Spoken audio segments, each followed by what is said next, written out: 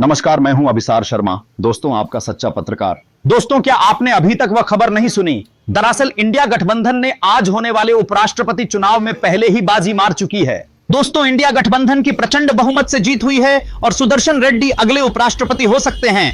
दोस्तों, खबर बहुत बड़ी है। मोदी और शाह किला गिरने वाला है। दोस्तों, आज संविधान की जीत हुई है और तानाशाही की हार। दोस्तों, अगर आप संविधान को सपोर्ट करते हैं तो इस चैनल को सब्सक्राइब करके वीडियो को लाइक भी करिए और पूरी खबर देखना आपकी जिम्मेदारी है। दोस्तों, उपराष्ट्रपति का चुनाव जीतने के बाद कांग्रेस और पूरे देश में खुशी का माहौल है। लोग जश्न मना रहे हैं। राहुल गांधी प्रेस कॉन्फ्रेंस करने वाले हैं। मोदी जी में डर है। पूरी बीजेपी में खलबली मची हुई है। इतना ही नहीं, मोदी को एक बड़ा और झटका लगेगा बिहार में। वहां भी बीजेपी को करारी हार मिलने वाली है। दोस्तों, खबर बहुत मसालेदार है, तो पूरा अंत तक बने रहिए। चलिए खबर को शुरू करते हैं। मोदी सरकार की वह चमचमाती इमारत जिसे सालों से मीडिया की चकाचौंध और फर्जी नैरेटिव के सहारे सींचा गया, अब जनता की सच्चाई की आंधी में हिलने लगी है। आज तारीख है 9 सितंबर को देश का वह चुनाव होने जा रहा है जिसे लेकर पूरा भारत सांस थामे बैठा है, उपराष्ट्रपति का चुनाव।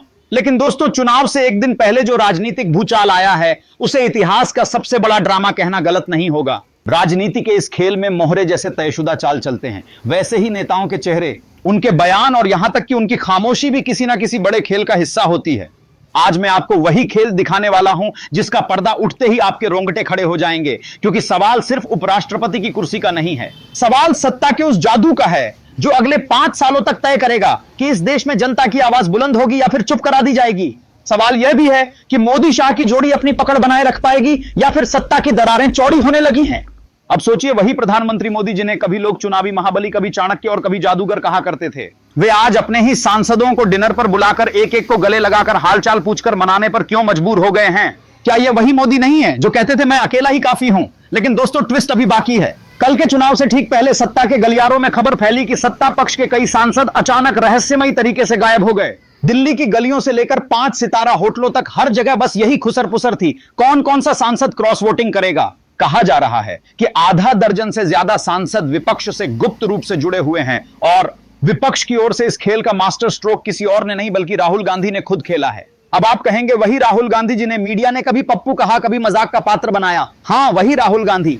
अब वे इस खेल के सबसे बड़े गेम चेंजर बनकर उभरे हैं। दरअसल पिछले 3 महीनों में राहुल गांधी ने जो जनसंपर्क यात्रा चलाई है उसने सत्ता के गलियारों में खलबली मचा दी है। वे गांव गांव, गली गली गए, किसानों से मिले, मजदूरों से बात की, छात्रों और महिलाओं से सीधा संवाद किया और लोग कहने लगे यह राहुल अब बदल चुका है। यह अब वह पुराना राहुल नहीं है जिसे देखकर लोग कैमरे पर हंसते थे। यह वह राहुल है जो सड़कों पर पसीना बहाता है, जो हर भीड़ में अकेला नहीं दिखता बल्कि जनता का हिस्सा लगता है। यहीं से खेल दिलचस्प होता है, क्योंकि जो सांसद कल तक चुपचाप सत्ता की नाव में सवार थे, अब वे राहुल गांधी की तरफ देख रहे हैं। क्यों?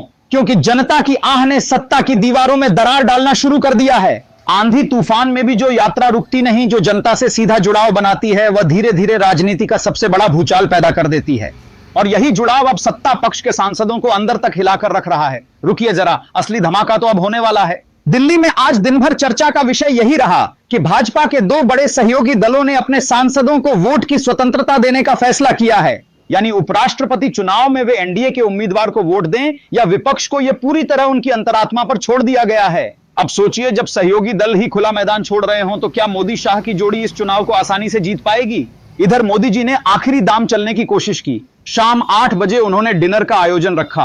कोशिश यह थी कि यह डिनर परिवार जैसा माहौल दे, गले मिलना, हाथ पकड़ना, फोटो खिंचवाना और यह संदेश देना कि मैं तुम सबके साथ हूं। लेकिन दोस्तों, राजनीति में वोट डिनर से नहीं मिलते। वोट मिलते हैं भरोसे से, और भरोसे का यह धागा ही अब भाजपा के अंदर सबसे बड़ी कमजोरी बन चुका है। असल खेल अब खुलता है। मोदी जी की असली चिंता विपक्ष नहीं है, उनकी सबसे बड़ी चिंता उनके अपने सांसद हैं, क्योंकि वही सांसद अब बगावत के मूड में दिख रहे हैं। आज दोपहर दिल्ली में गुप्त बैठक हुई। भाजपा के लगभग 10 सांसद चुपचाप इंडिया गठबंधन के नेताओं से मिले। एजेंडा साफ था। अगर आज भाजपा हार गई तो आगे की रणनीति क्या होगी, यह बैठक गुप्त रखी गई। लेकिन सच्चाई की हवा को कौन रोक पाया है? खबर बाहर आई और भाजपा का पूरा कैंप हिल गया। अमित शाह और जेपी नड्डा ने तुरंत इमरजेंसी मीटिंग बुलाई, एक एक सांसद से अलग अलग बात की। लेकिन सवाल उठता है, ऐसी नौबत आई ही क्यों? नौबत इसलिए आई क्योंकि सत्ता का जो जादू था वह अब उतर चुका है। सांसद अब यह समझने लगे हैं कि अगर कल भाजपा कमजोर पड़ी तो जनता के सवालों का सामना उन्हें करना होगा, और जनता अब चुप नहीं है। जनता पूछ रही है। उधर विपक्ष में राहुल गांधी पूरे आत्मविश्वास के साथ सामने आए। उन्होंने साफ कहा, हम लड़ाई जीतने नहीं सच्चाई जीतने आए हैं। अगर कल हार भी गए तो भी जनता देख रही है कि कौन सत्ता के दबाव में झुकता है और कौन सच्चाई के लिए खड़ा रहता है। इस बयान ने ना सिर्फ विपक्षी समर्थकों को बल्कि तटस्थ लोगों को भी तालियां बजाने पर मजबूर कर दिया और फिर शाम को कॉन्स्टिट्यूशन क्लब में विपक्षी सांसदों का जमावड़ा हुआ। मंच पर राहुल गांधी, मल्लिकार्जुन खड़गे और तमाम नेता मौजूद थे। सभा में साफ कहा गया, कल का चुनाव सिर्फ उपराष्ट्रपति का चुनाव नहीं है।